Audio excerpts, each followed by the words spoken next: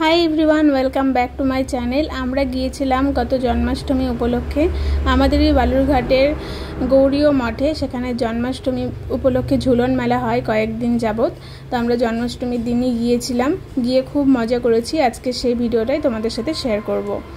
তো দেখো, এখানে অন্যান্য মেলার মতোই প্রচুর দোকান বসেছিল, বিভিন্ন রকমের দোকান, সাজার জিনিসের থেকে শুরু করে কসমেটিক্সের, তারপরে ঘর সাজানোর জিনিস, থালা, প্লেট, কাপ সব কিছুই। আর এখানে কাপের সেটগুলো এত সুন্দর সুন্দর ছিল, প্রিন্টগুলো খুবই সুন্দর লেগেছিল আমার। আর এই যে দেখো, গৌরীয় মঠটাকে কত সুন্দর করে সাজিয়েছে, আর চারিদিকে লোকের এত ভিড়।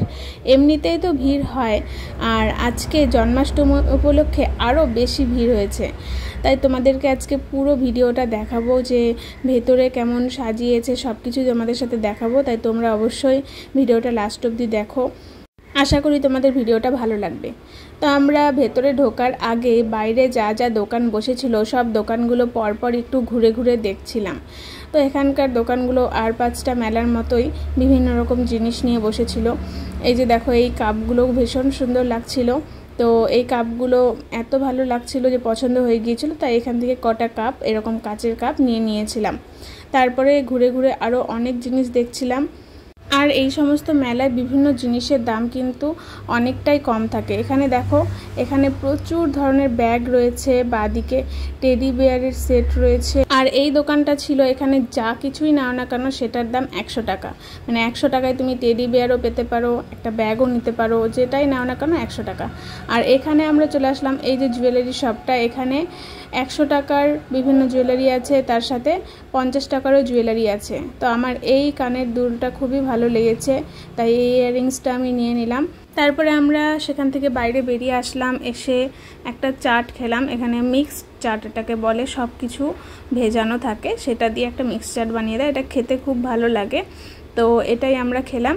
আজকে নিরামিষ, মানে জন্মাষ্টমী উপলক্ষে নিরামিষ, তার মধ্যে সোমবার আমরা নিরামিষ খাই, সেজন্য আজকে কোনো আমিষ জিনিস খাবো না। তারপরে ভেতরে ঢুকে এই সুন্দর বাচ্চা মেয়েটিকে দেখিও, তো দেখেই আমাদেরকে দেখি লজ্জা পেয়ে গেছে, এত সুন্দর লাগছিল ওকে দেখতে। তারপরে আমরা জুতো এক সাইডে খুলে রেখে আমরা ঢুকে পড়লাম মন্দিরের ভেতরে। আর কত ভিড় তোমরা দেখে বুঝতে পারছো, অনেকক্ষণ ধরে লাইনে দাঁড়িয়ে অল্প অল্প করে, মানে ভিড়টা এতটাই বেশি ছিল যে আস্তে আস্তে এগোতে পারছিলাম, একবারে এগোতে পারছিলাম না, তোমরা দেখে বুঝতেই পারবে।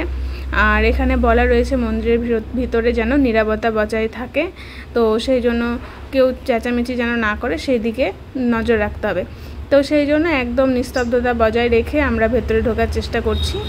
আর এত ভিড় কি বলবো, মানে ভিড়ের মধ্যে, আর সেদিন জন্মাষ্টমীর জন্য আরও বেশি লোক এসেছিলো। আর অন্যান্য দিনও মেলা থাকে, এই মেলাটাতে অন্যান্য দিনও আসা যায়। তারপরে এত ভিড় উপেক্ষা করার পরেও আমরা চলে আসলাম ঠাকুর দর্শনে। শ্রীকৃষ্ণ, রাধারানী আরও অনেকেই আছেন, তাদেরকে দর্শন করে মনটা যেন জুড়িয়ে গেল, এত ভিড় কিছুই মনে হলো না। তারপর এখান থেকে আমরা ঠাকুর দর্শন করে আমরা চলে গেলাম দোতলায়। ওখানে বিভিন্ন রকম ডেকোরেশন করা হয়েছে, সেই থিমগুলো তোমাদেরকে দেখাবো। তাহলে চলো তোমাদেরকে দেখাই। আর এই যে এখানে দেখো, এত ভিড় যে আমি থিমগুলো ঠিকঠাকভাবে তুলতেই পারছিলাম না। এই যেখানে একটা পুতনা রাক্ষসীর যে একটা সিন আছে, সেই সিনটাও ক্রিয়েট করা হয়েছে যে রোবোটিক একটা মেশিনের থ্রুতে। তারপর এখানেও বিভিন্ন রকম সিন ক্রিয়েট করা হয়েছে, এগুলো খুব সুন্দর লাগছিল দেখতে। মানে ডেকোরেশন প্রত্যেকবারই খুব ভালো হয়, এবারও ব্যতিক্রম নয়, এবারও খুবই সুন্দর হয়েছে। তারপরে এই যে আসল জিনিস, যেটা দেখার জন্য অনেকক্ষণ থেকে অপেক্ষা করছিলাম, ঝুলনের মেন জিনিসই হচ্ছে রাধাকৃষ্ণ এভাবে দোলনায় ঝুলবে। তো সেই দোলনাটা সবাই টানতে পারে এখানে দক্ষিণা দিয়ে, তো সেখানে আমিও টেনে নিয়েছি। তারপরে যে দেখো, সবাই মিলে দোলনা টানছে, এটার একটা মজাই আলাদা, অন্যরকম একটা শান্তি আছে এটা করতে পেরে। তো খুব ভালো লাগলো, আর এটার জন্যই অপেক্ষা করেছিলাম যে কখন এসে এখানে এই ঝুলনে দড়ি টানতে পারবো। তো সেটা সাকসেস হয়েছে এত ভিড়ের মধ্যেও, তো এটা করতে পেরে খুব মজা হলো। তারপরে আরও অন্যান্য আশেপাশের ডেকোরেশনগুলো তোমাদেরকে দেখালাম। এখানেও শ্রী চৈতন্যদেব, মানে মহাপ্রভুর বিভিন্ন রকম থিম করা রয়েছে, সেগুলো দেখো, বেশ ভালো লাগছিল। মানে রিয়েলিস্টিকভাবে তৈরি করার চেষ্টা করেছেন ওনারা, তো প্রত্যেকবারই এরকম করে থাকেন। এটা খুব সুন্দর। এটা রাবণ আর সীতাকে যখন অপহরণ করে রাবণ, সেই দৃশ্য এটা, সেই দৃশ্যটাও এখানে কিন্তু ফুটিয়ে তোলা হয়েছে।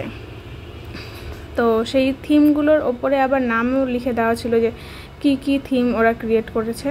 সব কিছুই দেখার পরে এই যে তারপরে আমরা নিচে নেমে আসলাম। কত ভিড়ের উপেক্ষা করে আমরা দেখতে পেরেছি, এটাই সাকসেস, আর খুব ভালো লাগছিল। তারপরে যে নিচে নেমে আসার পরে এখানে কিন্তু ভজন কীর্তন হচ্ছিল অনেকক্ষণ ধরে। অনেক মানুষ বসে আছে, মানে সবসময় সারা দিন রাত এখানে ভজন কীর্তন হয়। আর এখানে একটা মহাদেবের মন্দিরও রয়েছে, সেখানে একটু প্রণাম করে নিলাম। তারপরে আমরা চলে আসলাম, এসে যেখানে জুতো রেখেছিলাম সেখান থেকে জুতো পরে তারপরে আমরা বেরিয়ে যাচ্ছিলাম, কিন্তু সেখানে একটু প্রসাদ বিতরণ করা হচ্ছিল, তো সেটাও আমরা নিয়ে নিলাম।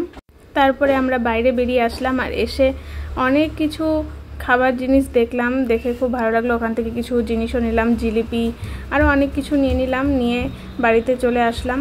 তো ভিডিওটা আজকের এই পর্যন্তই ছিল। যদি ভালো লাগে তাহলে অবশ্যই লাইক করবেন আর সাবস্ক্রাইব করে আমাদের পাশে থাকবেন। ধন্যবাদ।